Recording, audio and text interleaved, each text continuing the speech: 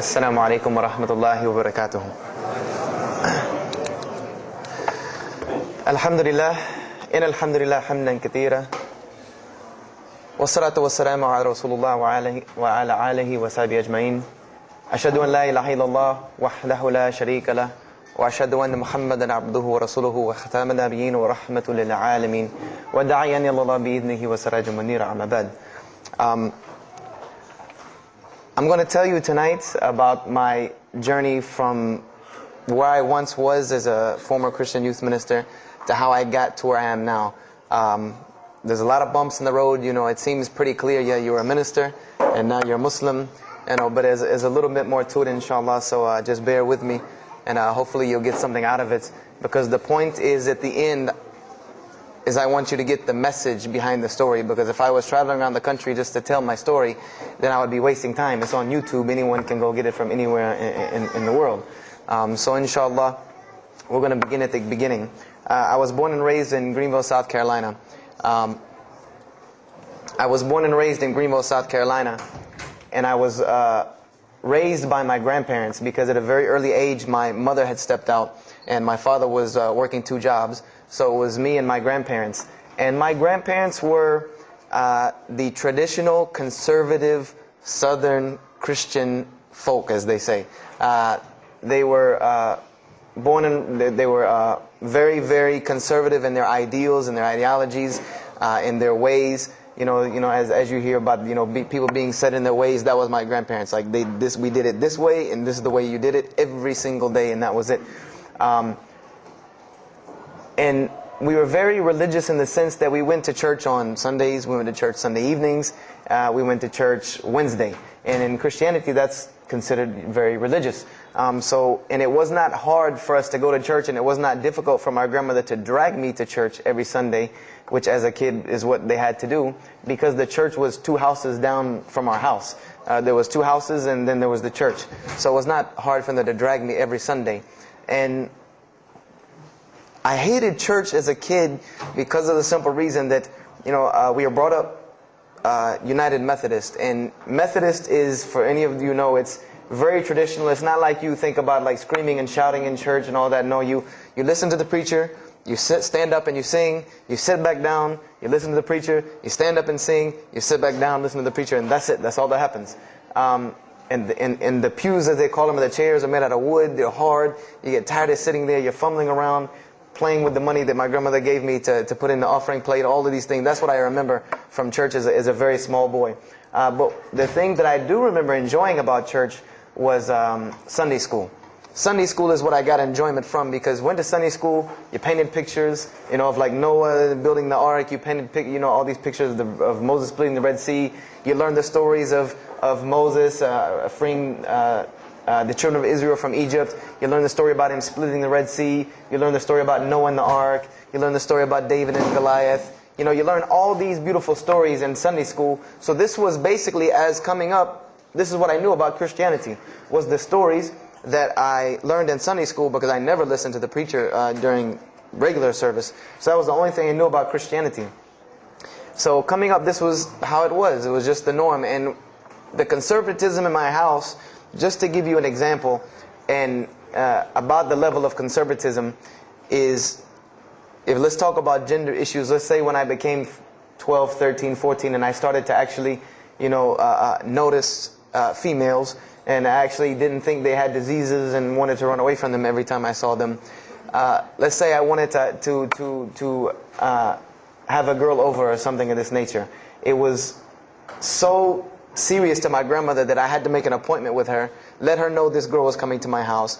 We had to sit in the formal living room, which in the South, I don't know how it is here, but you have the dining room, then you have the formal living room with all the nice stuff that you don't go in unless there's company over. And my grandmother either had to be sitting in the same room with us or in the kitchen where she could see directly in the room. I mean, this is just how it was in my house. This is how my grandmother and grandfather were. They were very stern. They were very loving, but there were rules, and those rules were the way they were, and they did not change. So this was my upbringing. And I would say at about the age of 12, 13, 14, more along the age 13, 14, I started going to the Saturday evening youth services at my church that were for 12 and up. And the youth services were held in the gym, and they were totally different than church. At the youth services, you went, we played basketball, we played volleyball, we played dodgeball, we played every kind of sport, and we ate pizza and cake and candy, all the stuff kids like to do. And at the end, the youth minister, who happened to be my catty corner neighbor across the street. When I was 14, he was 17. He was the youth minister, so he would sit us down and give us a 30-minute lecture about Christianity, about something about God. He would give us a 30-minute sermon, and that's how the youth services were. And going to these youth services, I met some other people who went to other youth services. They invited me to Young Men for Christ and other things that were going on in South Carolina. And so I started to go to these different retreats and camping trips with them. And so that is when I would say that I started to become a Christian out of will. I became a Christian because I wanted to, not because it was something I was dragged to do. I started to actually want to be Christian. This is something I wanted to do. I made my own choice and my own decision to do it. So when I turned 15, I started going to high school. And when I was a freshman in high school, my best friend, who was the youth minister, was a senior in high school. And I remember we had a very close bond because I had not have my license yet, so I used to ride with him to school every day. And it was a big deal for me to be able to ride to school with a senior, especially since he had a brand new, or it was a brand new, but he had a restored '67 Mustang, which I've always been a fan of cars when I was a kid. So we had a very close bond, and we were very good friends because both of our parents were very similar. They didn't let us do much. So we spent a lot of time with each other. And when I became a sophomore, he graduated and started to attend Bob Jones University. I don't know if that rings a bell with anyone, but Bob Jones University is a very prestigious conservative Christian college in South Carolina. It's probably the most conservative college I've ever seen. Because the Moody Institute is known as one of the most famous in this country, it's in Chicago. But Bob Jones is conservative to the point to where when it comes to men and women, like men and women are not allowed to get caught talking to each other in a room alone if they're not married, holding hands on campus. The men had to wear button-up shirts or polo shirts tucked in with slacks or jeans. The women had to wear skirts. No jeans, skirts that came down to the ankle, and a shirt that came to the wrist. And this was part of the guidelines for Bob Jones University. You didn't party, you didn't drink, there was none of this that happened at Bob Jones University. And he started going there, and his major was textual criticism.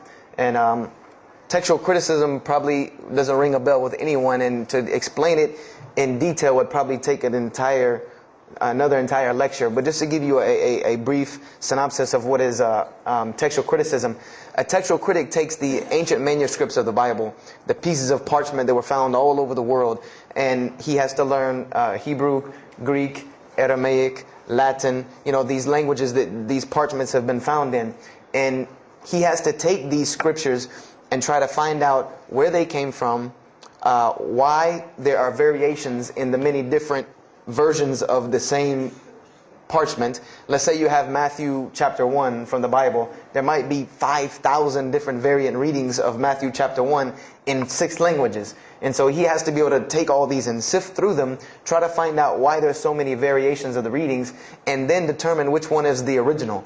And that's not as easy a task as it seems. You could figure, which whenever the oldest is probably a more original, which is not the case since there are no originals. You might have one parchment that is the oldest parchment of the group, but it might be a copy of a copy of a copy of a copy of a copy of a copy laden with mistakes. And then you might have the newest parchment in the series that might be a once over copy from an original, or a twice over second copy from an original. Therefore, it would make the newer parchment more original than the older one. So it's not a very easy field to go into. And he started studying textual criticism, and being that I was his best friend, I started studying textual criticism. Whenever he was, doing his homework or research papers, I was right there with him. Whenever he did a homework, he would always let me read it. Or when he finished his papers, he would give them to me. He would pass down all of his papers to me. Every textbook, when he was done with it, he would give it to me. I started to learn a little bit of Greek, a little bit of Hebrew. So I became, started to become a layman's textual critic, and I applied to Bob Jones University in my sophomore year because it was a 3-year waiting process for Bob Jones. And when I turned 16, almost 17, my friend came to me one day and he asked me a question that I had never really even pondered upon. He asked me, he said, "Have you ever read the Bible?" And I said, no, in church. I mean, yeah, we've all read the Bible in church. You know, your parents make you open it up and look at it. And at the Bible studies I went to, Young Men for Christ, we did have Bible studies, and we'd read a few passages and talk for 2 hours about those few passages. But he's like, no, have you ever read it? You know, like you read a book beginning to end. I said, no, I don't know anybody that's read, nobody that I knew had ever read it, beginning Genesis 1:1 to the end. He said, but this is the inerrant Word of God, as we are taught. This is our instructions on earth. Why haven't we read it? You know, why have we not read this book? And I said, you know, that's a very good question. And he gave me a challenge. Well, it was basically a challenge for us both. He said, let us start with Genesis 1:1 and let's read the Bible and let's see what God says to us. Because this is the inerrant Word of God, inspired to men for instructions for us. So let us see what God says to us. If God can talk to the preacher through this book, why can't He talk to me? I said, you're right. I said, that's very good. I had a lot of time on my hands. I wasn't really allowed to do much anyway after school. So I said, why not? Let's read the Bible. I was somewhat nerdy as a 14, 15-year-old, 16-year-old. So we started to read the Bible. And we decided to go from Genesis 1:1. And what we tried to do, this was the attempt that we made, was to not think of anything that we'd ever heard about Christianity, but to open the Bible and let's say I just found this book in the desert and read it and see what it says to me. Let it talk to us. So we started Genesis 1:1 and we started reading through the Bible. You know, we did some of it together, and most of it I did by myself because I'm a very, very quick reader, so I decided to read a lot on my own. And as I was reading through the Bible, I started to notice the stories that I had heard in Sunday school. You know, you start reading Genesis, you read about Adam and Eve, we all know that story. You started reading about Deuteronomy, Exodus, you know, the stories of Moses, the story of Noah, the story of Lot and Abraham, and all these stories that I know. But I was surprisingly and astonishingly shocked by some of the stories that I read about these same people that I learned about in Sunday school.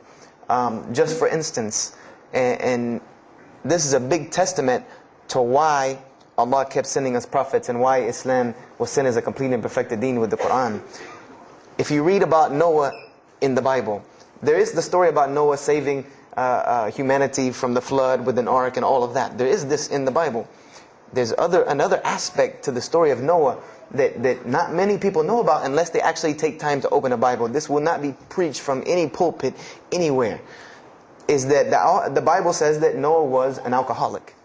This is the Bible's portrayal of Noah, or Nuh alayhi salam, that he was an alcoholic, that he was a drunkard. This is the word used in the Bible, that he was a man given to alcohol. And I'm a psychology major, and my field of specialty is mental illnesses, and alcoholism is one of those, is a mental illness. And I know from seeing alcoholism's effect on one of my close friends' parents, I know that someone who is truly addicted to alcohol, and if Noah lived for so long addicted to alcohol, he was seriously addicted to alcohol. It is hard for someone addicted to alcohol to hold down a 9-to-5 job working at McDonald's flipping hamburgers, much less construct an ark to save humanity from a flood that's never happened. So that stopped me for a moment in my tracks, and I said, Noah was an alcoholic, you know, and it bothered me for a minute, because I said, you know, things started popping in my mind like, if Noah was a drunkard, how did he know God was talking to him? Because, you know, I've seen some people, they're alcoholics, you know, you were just asleep in my dog's food bowl the other night, drooling, and now you're telling me you were talking to God last night. You know, you know, to rationally, that would not make sense to me. That's like, you know, an alcoholic on the street coming to you and tell you God's talking to him. You know, he has no, this would give this man no validity. This man has no validity with anyone. So I didn't pay it too much attention. It caught me, but I said, you know what, I'm going to keep going, because there's one thing that you don't do in Christianity, and I'll tell you what it is in a minute when I started doing it. Then I came across the story of Lot, or Lut alayhi salam.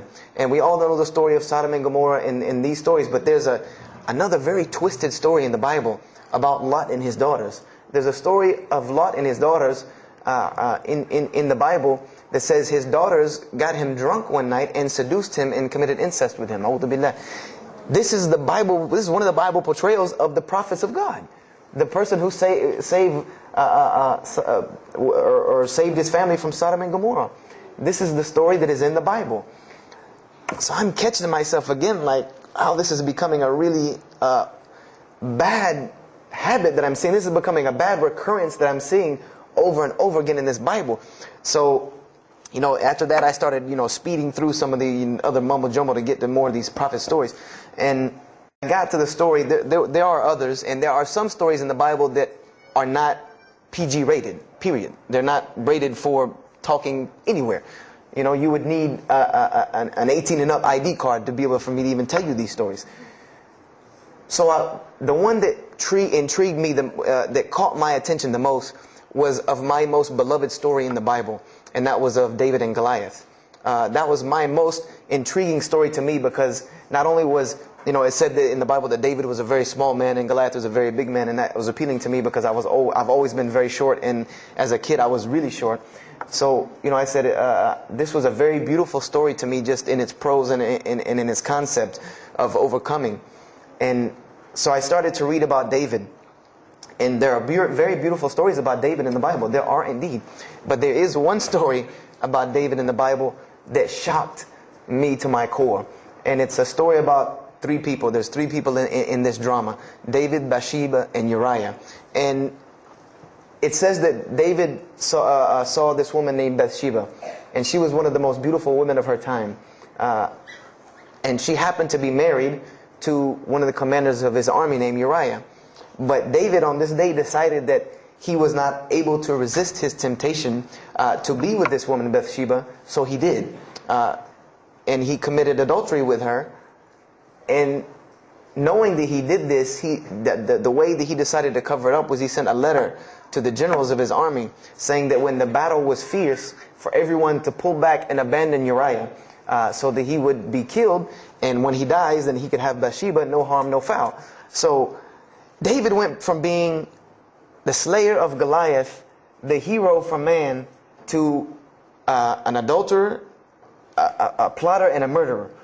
And so this is when I really caught myself and said, hold on now. Something's wrong here. Something's got to give. I said, because to me, God's prophets in my mind were people of example. People who I could follow as an example, someone who was supposed to be the best of us, so that we could follow them and emulate them. And they're turning out to be worse than some of the people that you see on America's Most Wanted. David is somebody that, if I only knew this about him from the Bible, I see him coming down the street, I'm going the other way and calling 911, because he has to have a warrant out on him for something. This is what I'm thinking in my mind. This man is not an honorable man at all. He killed Goliath, yeah, but he killed this other guy named Uriah to be able to commit adultery with his wife. So I committed the cardinal sin in Christianity. I started asking questions. This is the one thing you do not do in Christianity, is you don't ask questions, especially not about issues like this. So I went to my pastor and I started asking questions. What's going on here? Pastor, there's a very bad recurring habit about these men in the Bible. What is the deal here? And I remember he told me the same thing that almost every pastor or every evangelist or anyone I talked to about this, same answer, almost like it was programmed. They would put their hand on my shoulder and say, Brother Joshua, don't let a little bit of knowledge wreck your faith, because you're not justified by knowledge, you're justified by faith. And they would quote me verses like, lean not on understanding, Paul's, we're justified by faith in Jesus Christ. They would quote this whole line of thing to me like it was already pre-programmed, that they programmed in pastor school that people are going to ask you questions and here's the answer. So I said to myself, I don't know, Pastor, this just seems kind of odd. He said, let me tell you something. What you're reading is the Old Testament referring to God's covenant with the children of Israel. And they were a different people, a very stubborn, crazy people. So why don't you move on to the New Testament? In the New Testament, you'll find the new covenant they were under with Jesus Christ, and I promise you things will change and be better. I said, okay, perfect. So I went ahead and finished and got to Malachi and then started with the New Testament. So I opened the New Testament. I said, here we go. Let's start all over again. But there were a few things that I had learned from the Old Testament that I wanted to keep in mind when I started to read the New Testament. I learned, number one, that God was one in a unique sense. This is what I learned from the Old Testament, that God was one in a singular, unique sense. This is over and over and over and over very clearly in the Bible. God's nature is one. This is so clear through the Old Testament. And that He was very jealous about His worship.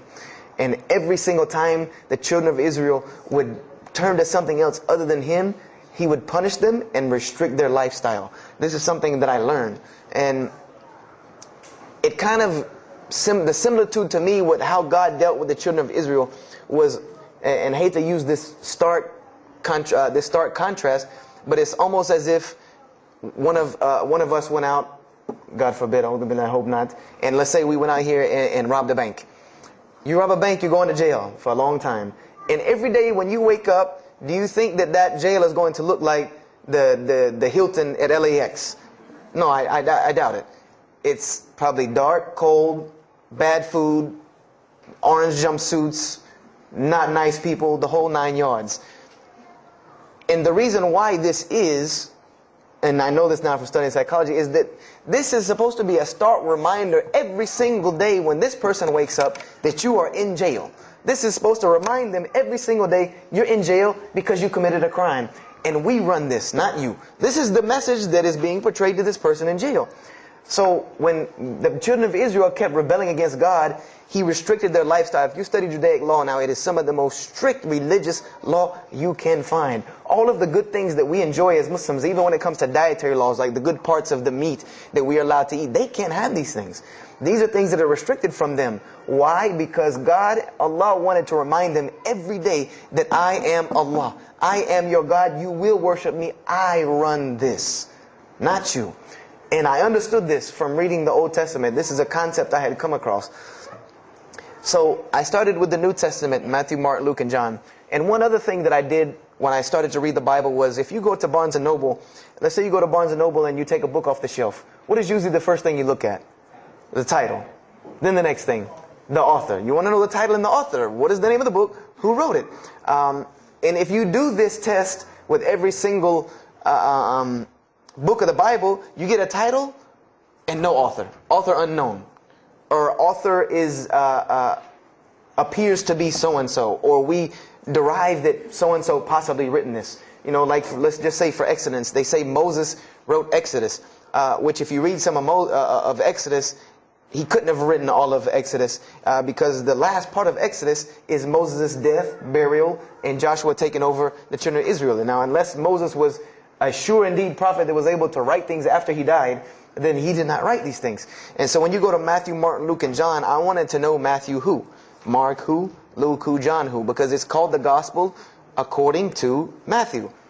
The bad thing is that no one knows. No one knows because no one penned their name down to these things. No Bible scholar in his right mind will tell you that we know for sure Matthew so-and-so wrote this, Mark so-and-so wrote this, Luke so-and-so wrote this, John so-and-so wrote this. It's factual information that we do not know who wrote these. So I was intrigued. I'm like, that doesn't, why would somebody write this book that's supposed to be passed down over generations and people are supposed to, this is the inspired word of God to guide mankind, and nobody decided to pin down who wrote it.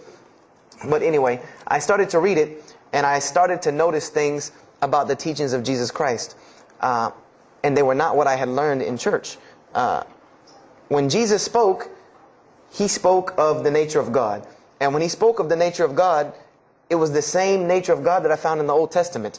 Jesus said many times that God is one. God is unique. He would even quote from the Hebrew Scriptures. Hear, O Israel, the Lord your God is but one.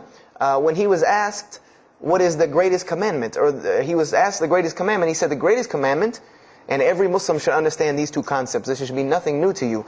The greatest commandment is to love the Lord your God with all your heart, with all your might, with all your strength, and then to love your neighbor as you love yourself. He said the rest hang on these two, which we know in Islam we have rights of the Creator and rights of the creation. So this was the concept that He was teaching.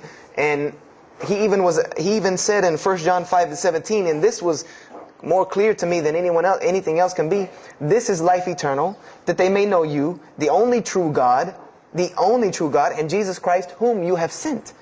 And when you look at that in the Greek and the Aramaic, it is almost exactly to a T of La ilaha illallah Muhammad Rasulullah. Now that I know Arabic and have understood that, very same similar statements. Yes, indeed, there were some implicit statements about that you could implicitly, if you took them and separated them from everything else, you could maybe derive that Jesus was trying to claim some divinity or something for himself.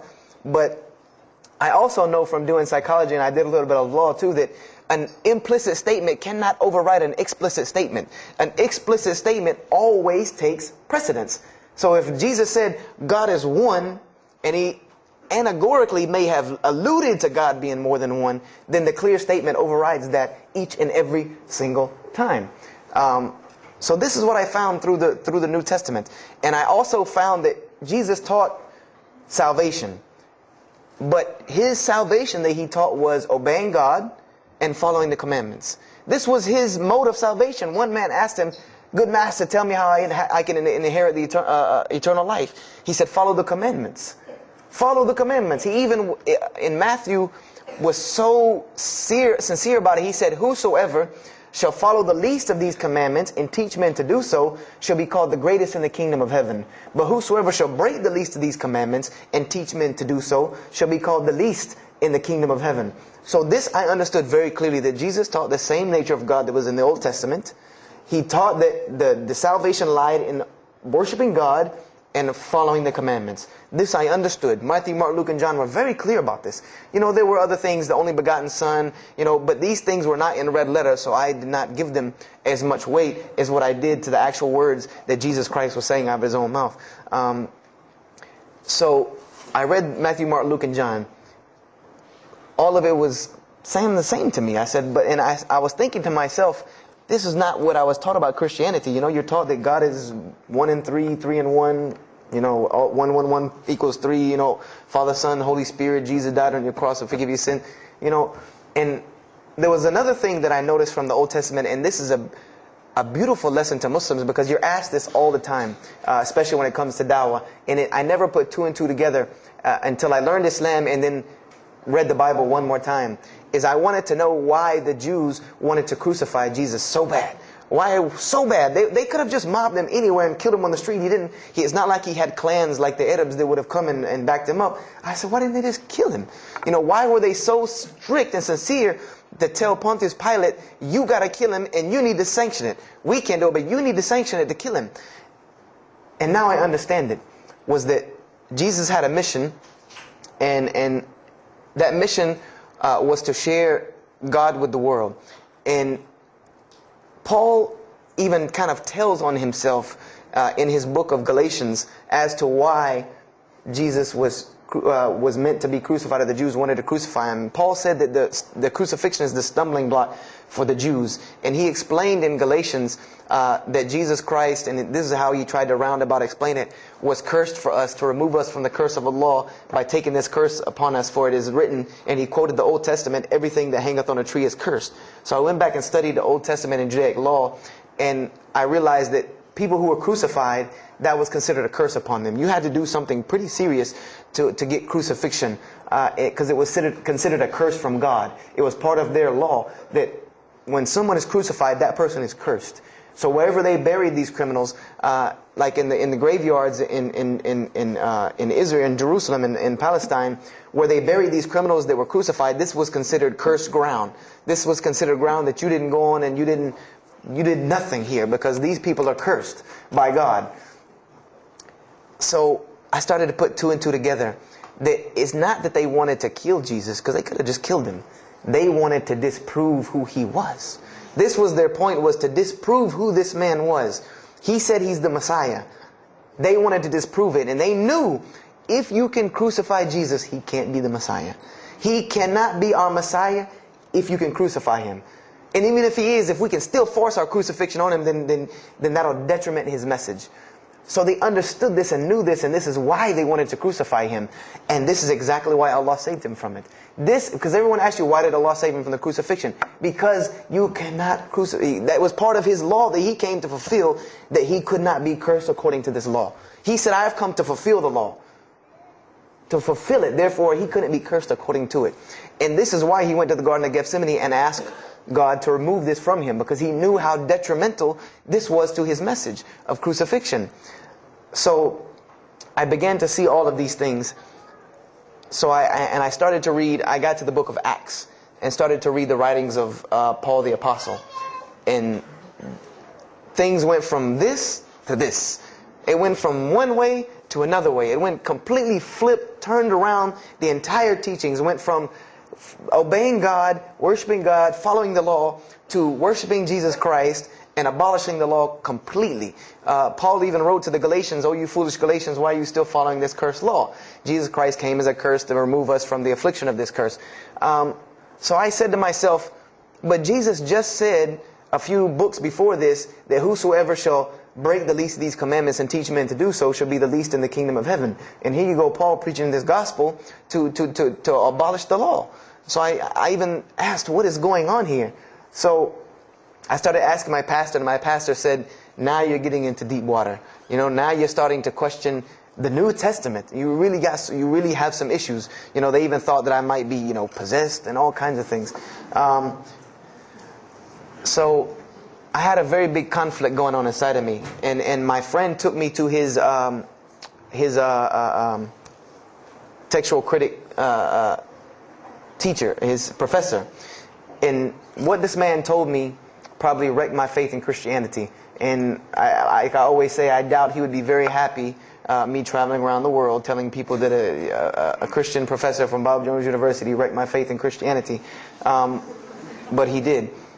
Because what I asked him was, what happened to all these contradictions? You know, in the Old Testament there are many contradictions. If you study Hebrew language, you'll understand that when you read some of the Old Testament or the Torah, that there are some parts of the Torah that you can see is the most beautiful Arabic that you can see. The most beautiful Hebrew that you can see, just like when you read the Quran. It's very beautiful Hebrew. And then 2 chapters later, you'll see Hebrew that looks like a broken 3-year-old who is trying to scribble some Hebrew down. It looks very colloquial, very dialectic. You can tell it's not the same person speaking. So I went and asked him about all this stuff I saw. And he told me, he said, what you have is a book written by men over centuries and centuries and eons and eons.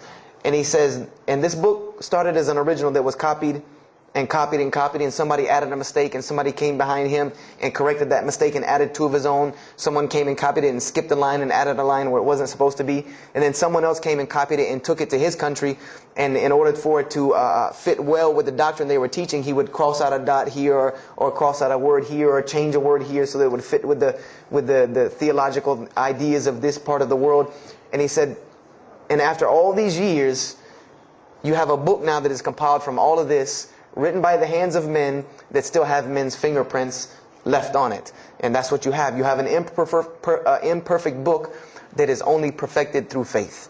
This is exactly what he told me, that this book is perfected through faith. You cannot perfect it textually. It's not a textually perfect book. Those who believe in it by faith.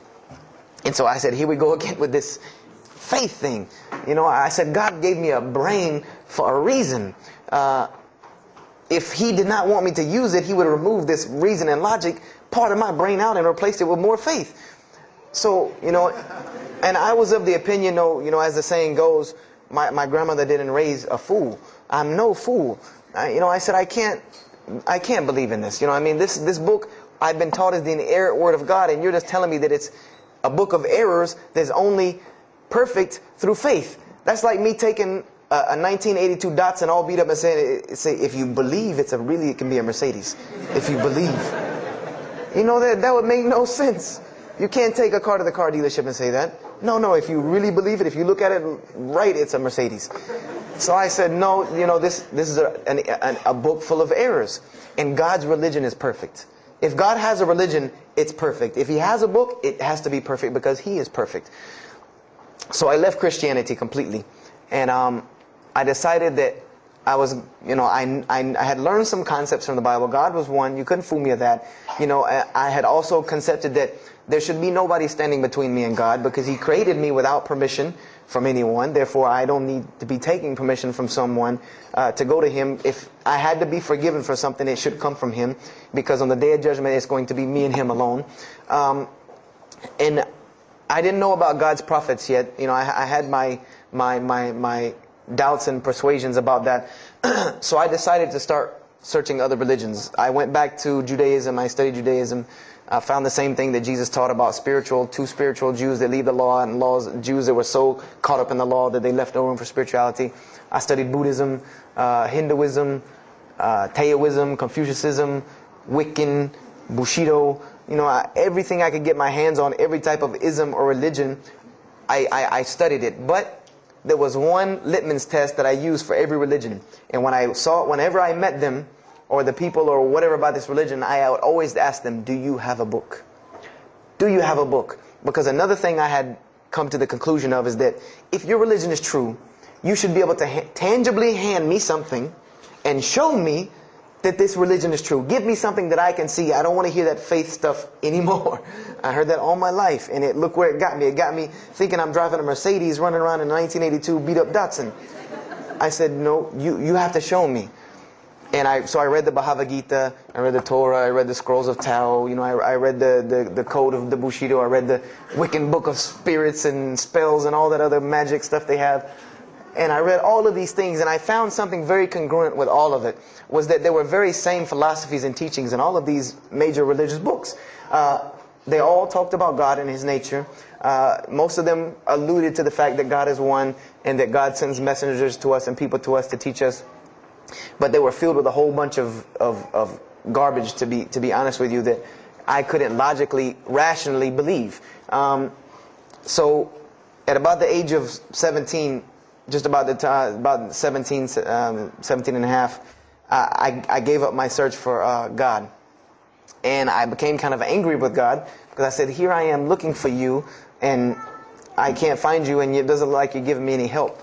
And I don't know how many of you know, but for a 17-year-old that is frustrated with God and the world, there's a lot of trouble he can get into. There's a lot of things he can do to put himself in predicaments when he's frustrated with the world and had come to the conception that, if there's a God that exists, then He doesn't really care about me. That's a kind of a dangerous young man. So I started doing the whole partying in trouble, going to parties, drinking underage, all of this stuff I started doing. I'm a perfectionist at heart. So when I was a Christian, I tried to be the best one I could. If I was going to switch to being any other religion, then I was going to do that 100%. So you better believe when I went after the dunya, I did that 100%. And I was a martial artist since I was 15 years old, and even though it was only 2 years, 2 years at 17, you think you're Bruce Lee. So I got into a lot of fights. Got kicked out of school, had to go to another school, got in one fight, got arrested for a fight, and there were a couple incidences that stopped this downward spiral, because I was on a very, very quick downward spiral and I believe if I would have continued on that downward spiral, I would probably end up hurting someone, killing someone, or them hurting or killing me. And there were two incidents that brought that to an abrupt stop, like pulling the emergency brake. And the first one was a car accident that I was in. My friend and I were on the way back from Clemson University from a frat party, and we were driving up 385 in South Carolina, and we were both highly intoxicated. And I decided that night that he was driving. I decided to put my seatbelt on for the only reason that I kept falling over when I fell asleep without the seatbelt on, because I didn't really believe in the seatbelt thing, because I said if I'm going to die, I'm going to die. That was the conception that I come up with, that if it's time for me to die, it's time for me to die. I didn't believe in the whole tying your camel thing. So I put on my seatbelt and I fell asleep. And the next thing I know, I remember waking up with the car shaking. And I woke up to grab my friend because I thought maybe he had fallen asleep. But when I woke up, the only thing I saw was the tree line and then the pavement coming right at my face. And the window smashing and the car flipping, the whole 9 yards. And us landing in a ditch. And I remember getting out of the car. That was the first thing I thought. you know, number one, I couldn't believe that, you know, you don't really think about, oh, you're alive. No, you just move. I jumped out of the car and realized that I had jumped out of the back of the car that wasn't there anymore. It was still in the median on the other side of the highway, and the front part of the car was over in the ditch. And I drug my friend out, who was knocked unconscious, and pulled him over the side of the road. I had no injuries. I looked at myself trying to find what's missing, and there was nothing but a piece of glass stuck in my arm that I pulled out. And it just so happened that a state trooper was passing the other way, because he turned around and came back. And when he came back, he asked what had happened. And the first thing he asked me was, did you see what happened? Because there was other people who would pull over, so I guess he thought that I was a bystander, because I started to walk towards him. He's like, did you see what happened? You know, where are the people? I said, yeah, I really saw what happened. I was in the car. You know, and he was like, you know, as they say, like the color drained out of his face, because he was shocked. He said, how were you in that car? You know, and of course they took the hospital. My friend got arrested, DUI. But before he put us in the ambulance, he was a man of God, because he looked at me and he told me, he said, young man, you better realize that you're on this earth tonight for a purpose. The only reason you're still alive is that God has a purpose for you. If not, you don't live through things like that. People without purpose, if you didn't have a purpose, then this night would have been your night. So you need to realize that. I said, this old man's out of his mind. You know, if God had been looking for me, he had the opportunity to get me a long time ago. So don't tell me about that God stuff now. So I paid it no attention. And about a month later, 3-4 weeks later, my friend and I, same two, he's on crutches still, we decided to go to New York City. We decided to just take off, drive to New York City. We didn't tell our parents where we were going. I said I was sleeping in his house. He said he was sleeping in my house for the weekend. So we drove to New York.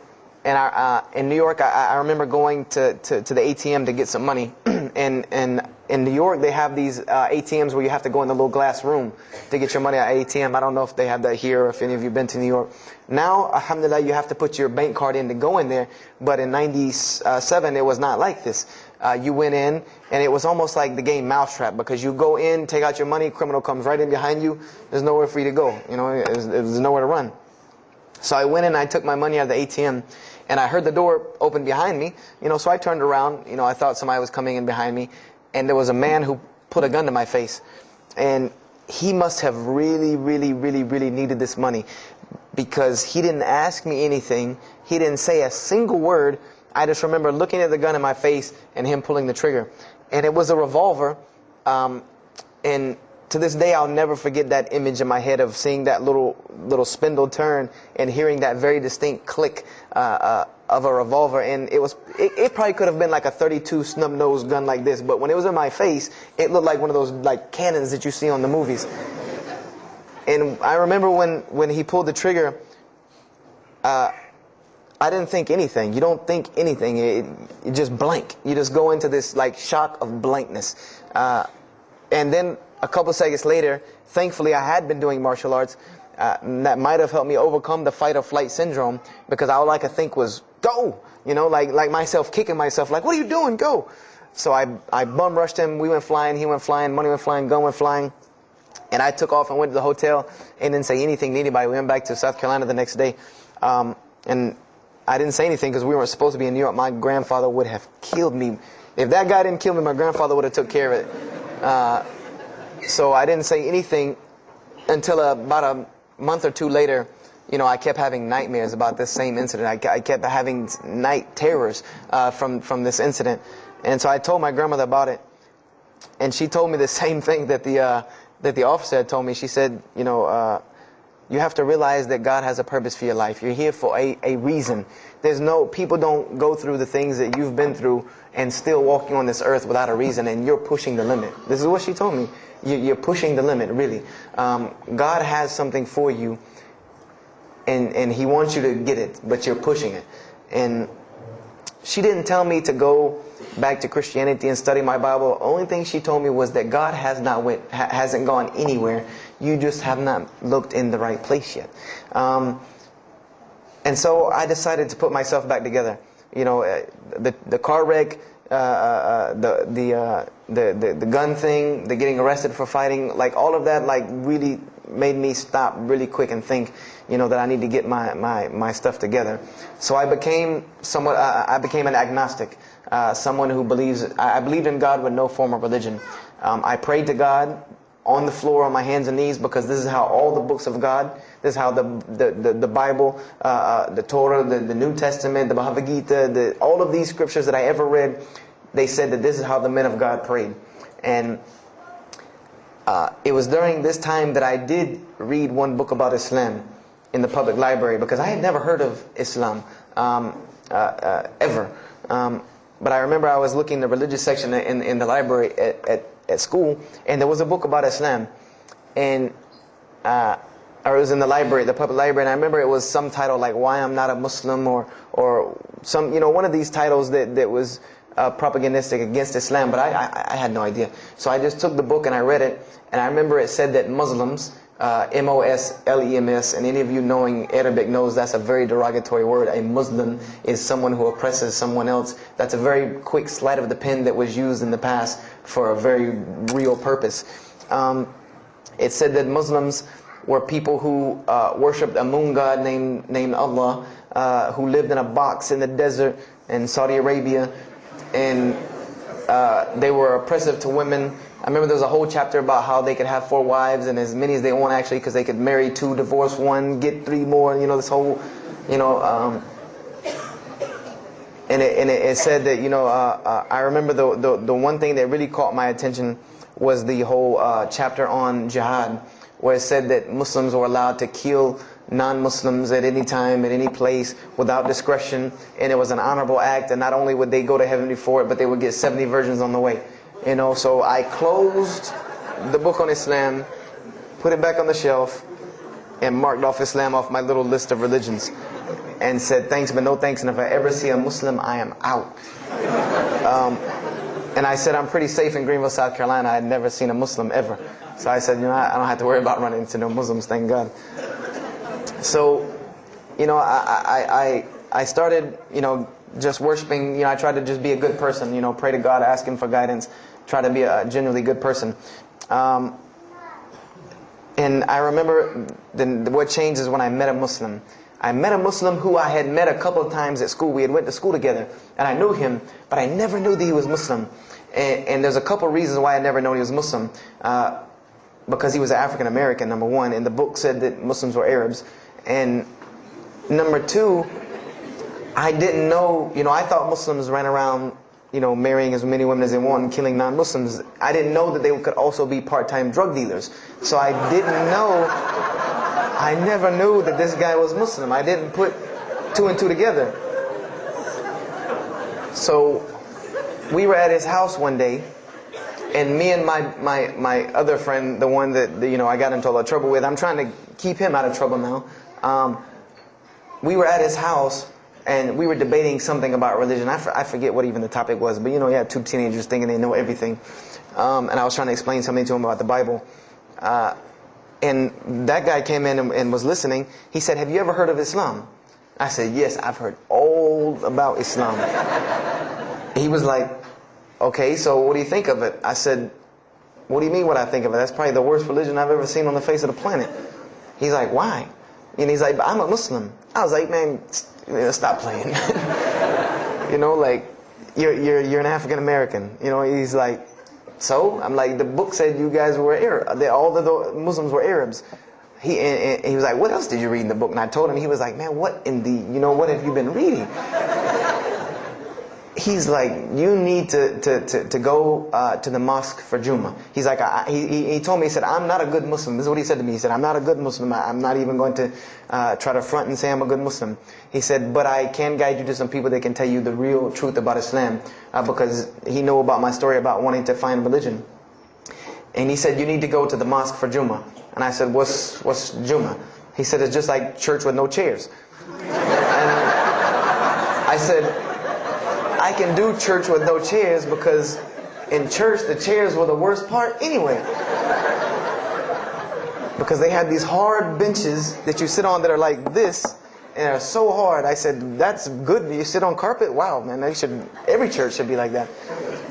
And I said, where's the mosque? He said, it's on Wadehampton Boulevard. I said, where on Wadehampton Boulevard? I lived on Wadehampton Boulevard. I lived right off of Wadehampton Boulevard. He said, you know where Lee Road intersects with Wadehampton? I said, yeah, I live on the other side of that intersection. He said, it's right there. I said, no, it's not. There's nothing. There's a gas station or a church. He said, yeah, you know that church, the Evangelical Missionary Training Facility? I said, yeah, I used to take missionary classes there. He said, you know that building in the parking lot with the gold thing on top? I said, the gym? He was like, no, that's the mosque. Because I had always thought it was the gym because it was in the same parking lot and it was just rectangular with 2 glass doors in the front. And you could literally walk in between the church and the masjid and touch them like this. Anyone doesn't believe me, go to Greenville, South Carolina, look at the masjid. You can almost touch both of them just like this. He said, yeah, it's right there. I said, I've never, at first I was shocked. Like, I've been living across the street from all these crazy Muslims all my life. I said, I never knew. And he told me to go to Juma, and I asked him what time. He said he would meet me there at 1 o'clock in the afternoon on Friday. So I said, okay. I went on Friday. And I'm waiting outside for him. I'm not going inside. That's not happening. And I'm seeing all these people going in. And at this time, it was a predominantly Indo-Paki Arab masjid. Anyone who went in was not American, period. And I did not see even one African American going there. And I did see one. And then when he went in, I heard him talking in a dialect that I realized he was probably from Africa. So I said, he's not American. So I'm not going, I'm waiting, and I'm standing outside sitting on the church steps, and the imam pulls up and parks right in front of me, who I had no idea he was the imam. But he got out and he asked me, am I waiting for someone, this, that, and the other? And I explained to him. He said, oh yeah, we know this brother. You don't see him that much, but we know who he is. He said, I'm glad you came. He was a very, very nice, gentle young man. And he invited me into the mosque, and I kind of wanted to wait on my friend, but I didn't want, at the same time, I didn't want to tell this man I don't want to go in. So I went in, and they put me in the back and gave me a chair anyway. And I said, I came to sit on the floor. And they gave me a chair anyway, and all of these people are piled up in front of me.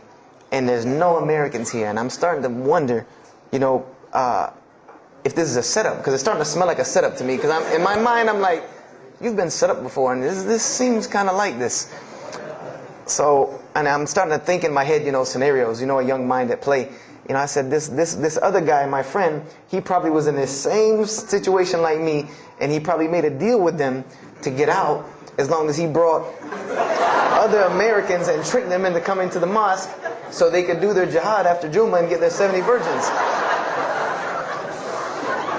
So I'm sitting here, and there's all these people in front of me, and then there's a curtain with all these people behind me making noise, and I have no idea who's back here.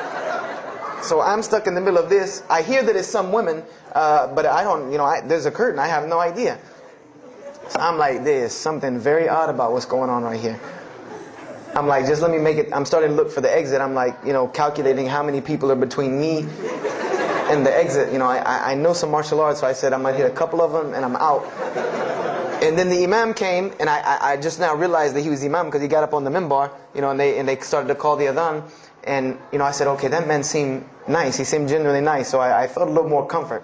And then he got up after the adhan, and he started his khutbah. Inna alhamdulillah nahmaruhu. I said, oh my God. I said, I bet you he's talking about me. And he's being forceful. He was getting loud and banging on the minbar, and he's pointing in my direction. I'm like, oh man, I got to get out of here really quick, I said, well, I'm going to take my chance with the women behind me. I'm going through the curtain. And then he started to, when he got done with his Arabic tirade, he started to explain it.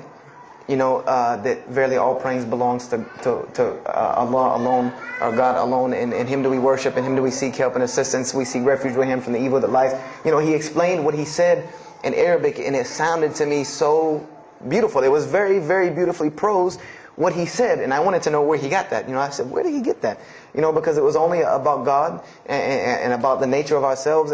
All of us should know that the beginning of the khutbah, and he quoted the 3 verses from the Quran. O you who believe, fear God as He should be feared, and do not die. And instead of state of submission to Islam, he was a very wise man because he translated everything. It was almost as if he knew I was there and translated everything for me. And he. I remember to this day what the khutbah was about. And I don't know if he did it because I was there, or if that was his already planned khutbah, but it's almost as if it was meant for me. The khutbah was that, the title of it was that the forgiveness of Allah is open to anyone at any time, at any place, no matter what, unless they have committed shirk.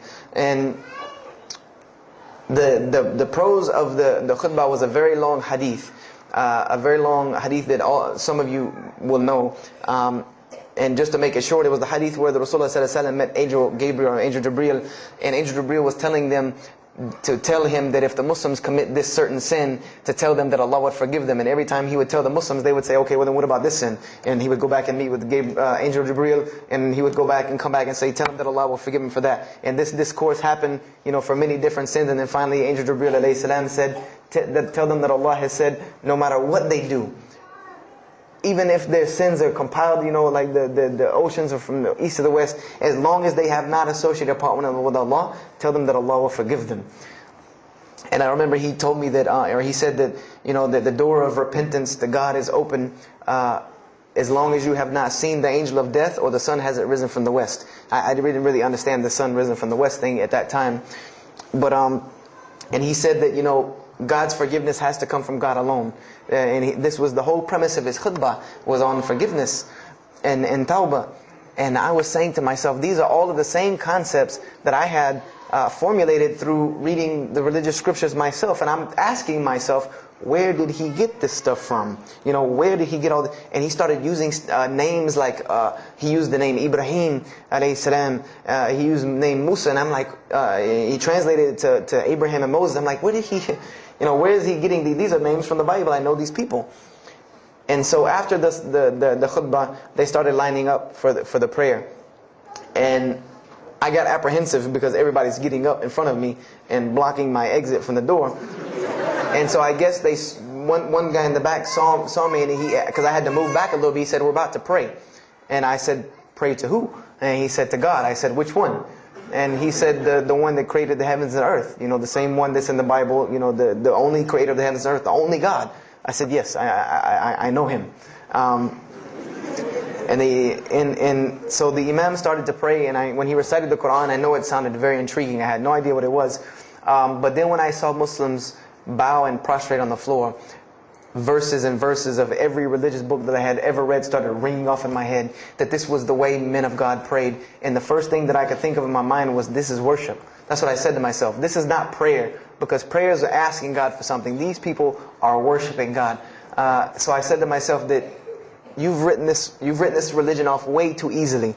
I thought I was a much more open-minded person than that, and I was ashamed of myself that I had written it off with just one little book. I had put all these studies into the other religions. I read this one thing about Islam and was done. So I went to the Imam after Jummah. He talked to me, and I would have to say that I was probably a little bit rude with him. And I've asked him to forgive me. I saw him a few years later. I said, you got to forgive me for the first time you saw me. Because he started telling me, would you like to know a little bit more about, he had a very heavy accent, he was an Egyptian brother. Would you like to know a little bit more about Islam? He tried to give me some pamphlets. I said, no.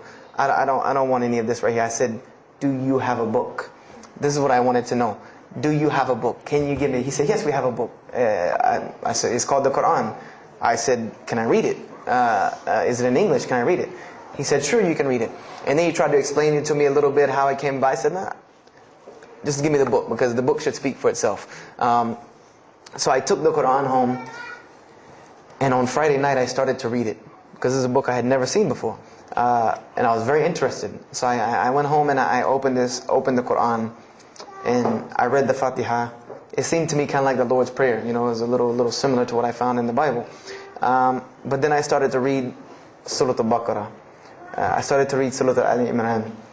And I started to see names that I had seen before. I started to see names like Abraham, Moses, David, Jesus, Yahya, John the Baptist, Zechariah, Mary. And I said, I know all of these names, but there was something different about these people in this book. The prophets that I found in the Bible were people that were deplorable, of not very good character.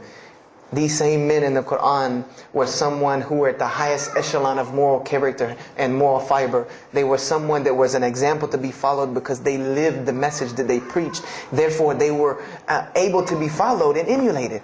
So, I read all of these chapters and I read the story of Jesus, peace be upon him. Because when I saw the name Jesus first, that really intrigued me. I wanted to see, what does this book have to say about Jesus? And I read the story in Ali Imran, and I read a story in Surah Al-Maryam. And it was more beautiful than anything I had ever read in the New Testament, or any nativity story that I had ever heard. It was more beautiful than that, times 10. I remember the only thing that I could capture my mind was the miracle of how, because in the Bible you never really figure out the conflict of how Mary gets over this finger pointing at her about her coming with a baby and she's not married. There's no real end to that. There's no real defense for her from this in the New Testament. But the Quran is so explicit and so clear that Jesus' first miracle was to speak from the womb, to speak as a baby and defend the honor of his mother. Something that you cannot deny. Something that you cannot deny about her, who Mary was, when you have this baby speaking on her behalf. So I would say I read the Quran entirely in 3 days. But that first night, after I had made it through Surah Al-Imran, my heart was already given to this book. I didn't know what it meant to be a Muslim. I didn't know how to be a Muslim. I didn't even know what that meant. But I knew that whoever it was that followed this book, I wanted to be like these people. I wanted to be like the people that I read about in this book. These were people I could follow. These were prophets. This was a book of guidance. And this was something that the book is calling and appealing to me. That if you don't believe in this book, you never see that. I've never seen this in any other scripture. The direct challenges that are in the Quran, that if you don't believe this book is true, put it to the test. Put it to the test. And this was something that was so astounding to me, that God is telling you over and over again, if you don't believe this is the truth, test it. Bring me something else like it. Test it. Put it to test. If it was written, if there was more than, all of the analogies about God, everything was so logical, so rational, so reasonable in my mind that it was like 2 + 2 = 4, and that was it. There was no 1 + 1 + 1 = 3, egg, yolk, water, fire. There was none of that foolishness. The Quran was very direct and very straightforward in its teachings.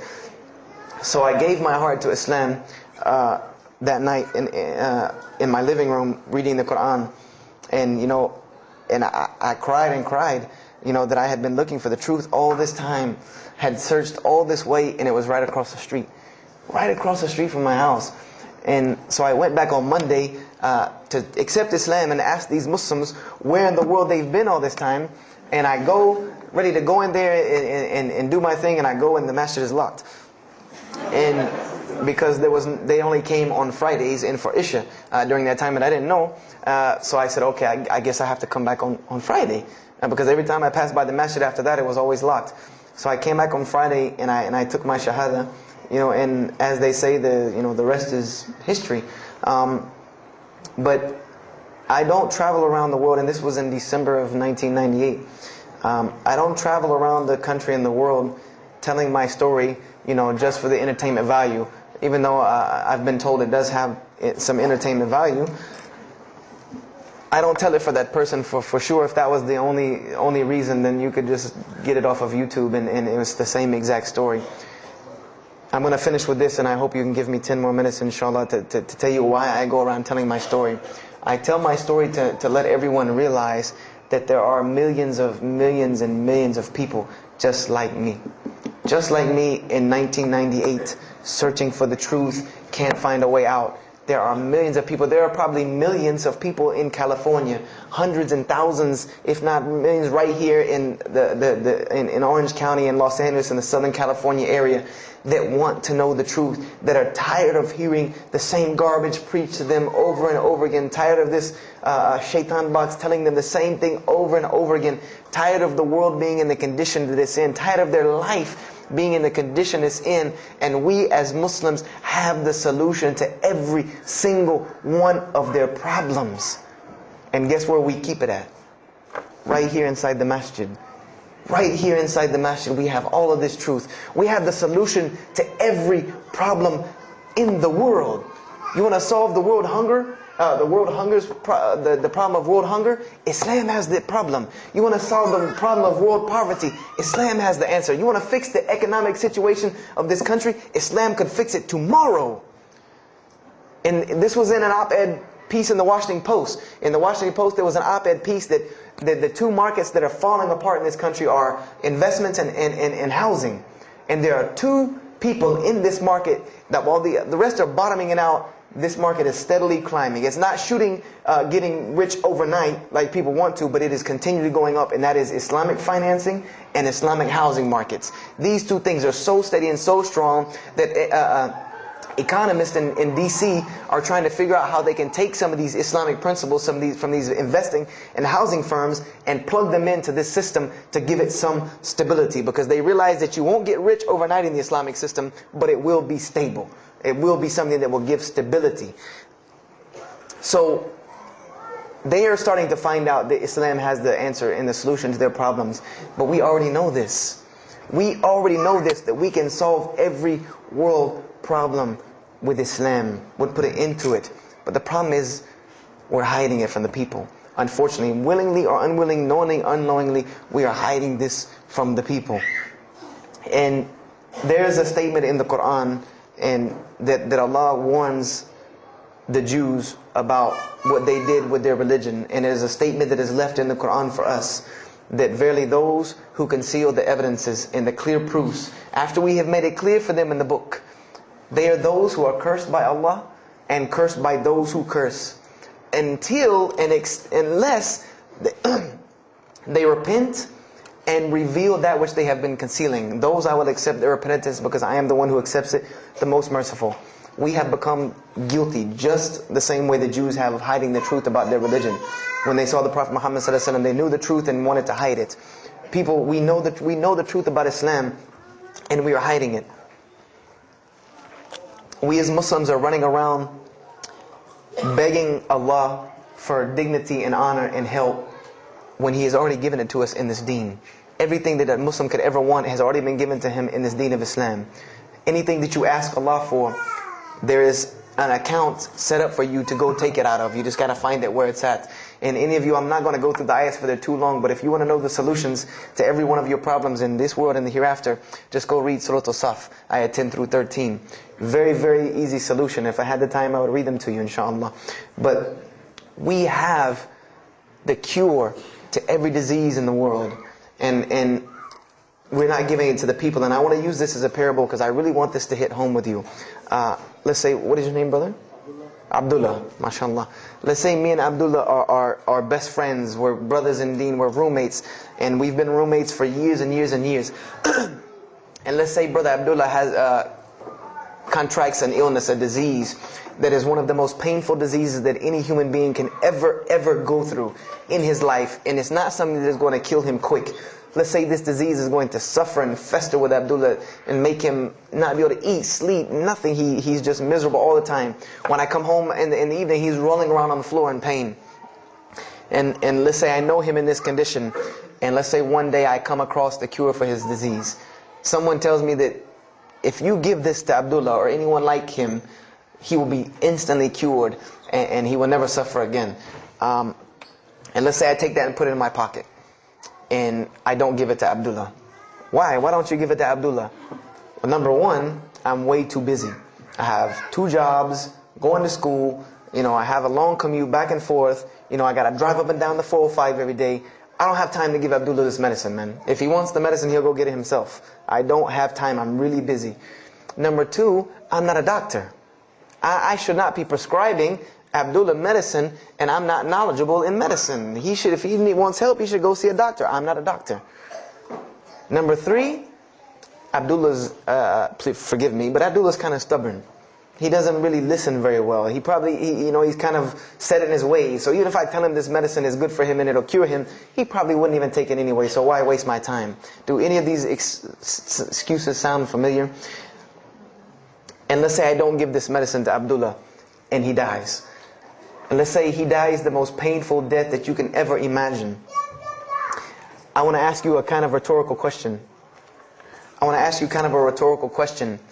Do you think on the Day of Judgment that Allah is going to call me and Abdullah up and ask him about this incident between me and him because I've oppressed him? I have oppressed him. I've allowed him to suffer knowing that I could ease his suffering. I'm sure Allah is going to ask us about this. But you know the beauty about Islam is that if Abdullah was a good Muslim, bore this disease patiently and died, he dies as a shaheed, inshaAllah. And on the Day of Judgment, this is how beautiful Islam is, that he could very well come before and Allah ask us about this, and Brother Abdullah say, you know what? Allah, I forgive him. So you forgive him. This is the beauty of our religion. And Allah will forgive me. But the disease I want to tell you about is the disease that every single non-Muslim walks around with every single day, and they don't even know it. It has no real physical symptoms, and that's the disease of shirk, the disease of being jahl, being ignorant about Allah subhanahu wa ta'ala. Allah gives them life, and they worship someone else. Allah feeds them, and they thank someone else. He created them and fashioned them in the womb of their mother and knows them better than they know themselves. And they have no idea who He is. They don't even know who He is. If that doesn't pain your heart to see a person in this condition, then for sure the hearts have become hardened. Because when I see non-Muslims, especially when I sit in places like airports, I see this disease. I see it on them. I see them walking around with it. And there's so many of them passing me, I think to myself, there's no way I could talk to all of them. There's nothing I can do.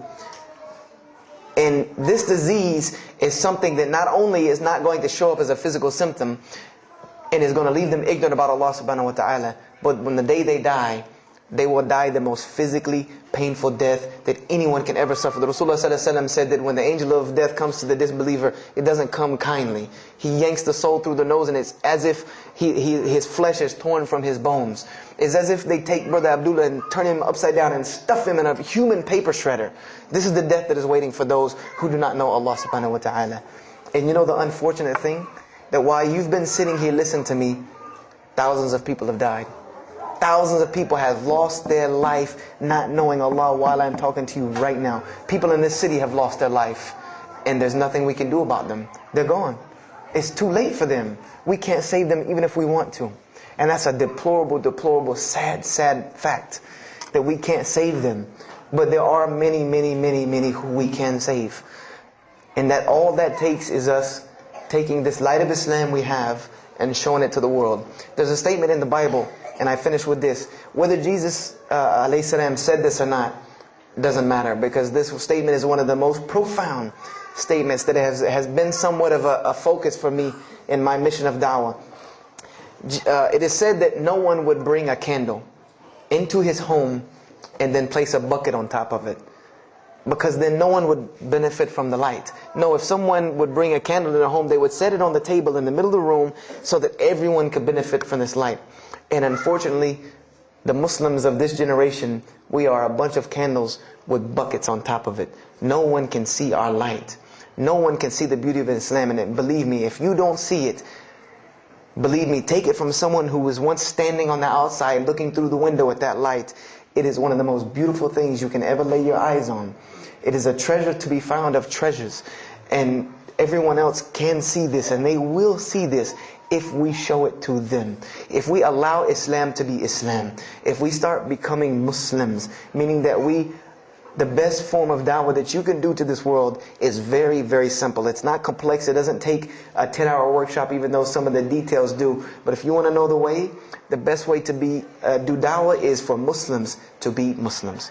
That's it. Study our history. Study the history of Islam. Why was the world conquered by Islam? Not through military campaigns and wars, but through Muslims being Muslims. The most populated Muslim country, Indonesia, was because of Muslims being Muslims. A few Muslims deciding to get up off their behinds and go to another country and live their life as Muslims, not shaving off their deen to be pleasing to those people, but being Muslims. And when the people asked them and inquired, what is it about you backwards Arabs that we've heard all these crazy things about? Now you come out of the desert with pristine moral and character, and you have better ethics and morals than we do. What is it that's happened to you people? And their answer was, La ilaha illallah, Muhammad Rasulullah. That we believe in Allah and He has sent us a man named Muhammad, and we emulate his lifestyle.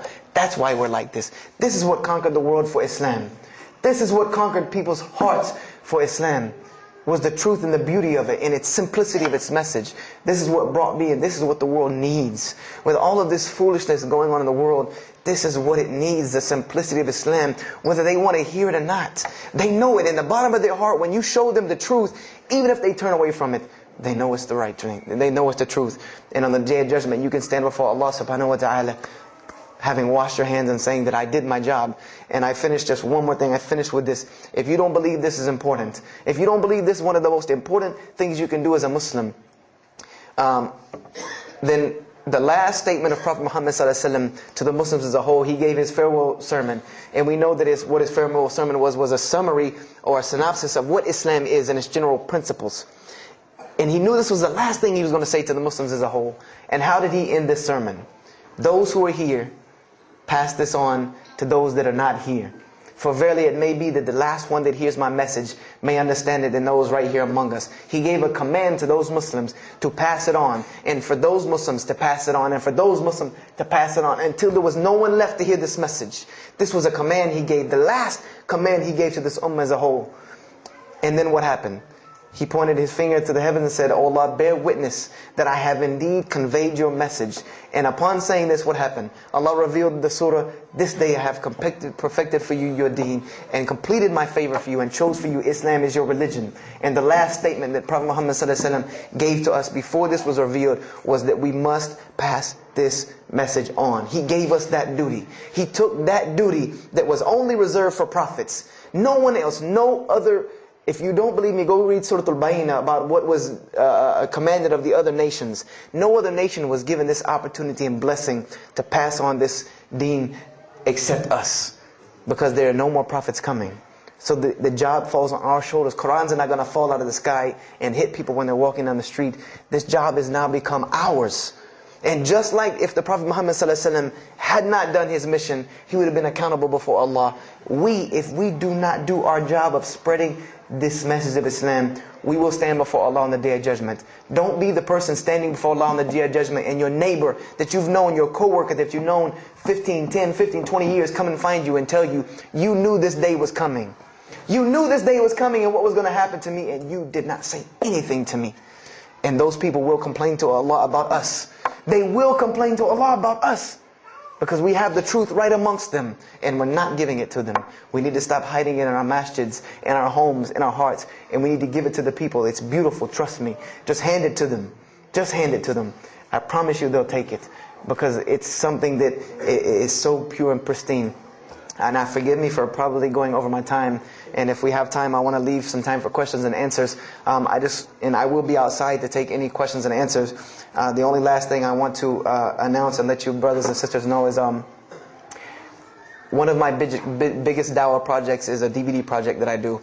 And my goal is to put a DVD about Islam in the hands of every single person in the United States of America. Right now I'm working on Florida and I have other brothers working in other places because people will watch a DVD. We did studies on this, and people will watch media before they'll read a book or before they'll listen to an audio CD. And alhamdulillah, through these DVDs we've gotten, I would say, an average about 2 shahadas a month. Because my personal contact info is on the DVDs, and people watch them and they call me and I converse with them, and usually most of them accept Islam. I just had a shahada the day before yesterday from Irvine, Texas, from someone who had bought the DVD and given it, a Muslim had bought it, gave it to his friend. His friend hated it or didn't want it, so he gave it to another person, and that person gave it to a co-worker at work who watched it and accepted Islam. So this is one of my biggest projects. And the way this project works is I make 100 DVDs, and I brought 2 of them with me today. I'm going to explain what they are. The way this project works is I make 100 DVDs, and 75 of them go out to different dawah arenas. And the other 25 I make available for Muslims to purchase for 2 reasons: so that they can be, so that I can buy another 100 to make, and so that you can share in this ajr along with me. Because when you purchase a DVD that makes another DVD, or you give it to a friend, then you share in this ajr with me. And everyone knows that da'wah is the biggest pyramid system because of the hadith Rasulullah sallallahu alaihi wasallam, that one who calls to guidance gets the same reward as the one guided, without that reward being lost from him. So I made these DVDs available to the Muslims so that you can put a little effort in da'wah and make another 100 inshallah. So I brought 2 today, and they're outside. One of them is called Islam in the Bible, which is basically what I just told you in a PowerPoint format, so that you could see all these verses that I saw, all these things that I read that allowed me to see the truth of Islam very clearly when I saw it, and I coincide them with the Quran so that you could see them. And there's another one the other one's called The True Gospel of Jesus Christ, where I go through the New Testament. Well, first part I think is an interview about me and my story to Islam, and there's some other Q&As on the other DVDs about nature of God and all these different things. But it's a PowerPoint presentation about the New Testament and Jesus Christ, and how you can prove to someone that Jesus Christ taught Islam from the New Testament, from their own book, that they have to agree. They either have to believe it or reject it. And if you believe it, then you have to believe what I'm saying is true about Islam. If you reject it, then this is your book, not mine. So, I try to use these 2 teaching methods, and they also can be given to non-Muslims because they're in a PowerPoint format. They're in a very educated format, and they're available outside for $10 each. So if you could, please don't make me take any of them back home, because they always hassle me about taking 200 DVDs on an airplane anyway. So please come and get them. And if you have any questions, my contact info is on there and everything. If you have any more questions for me, and my website and everything. I thank you for your time. And if anything has been of benefit, know that truly all good comes from Allah subhanahu wa ta'ala. And if anything that I have said is incorrect or hurtful or shameful, know that indeed that comes from my own nafs and my own lack of understanding. أقول كذا هذا واستغفر الله لي ولكم فاستغفروه إنه هو الغفور الرحيم. السلام عليكم ورحمة الله وبركاته.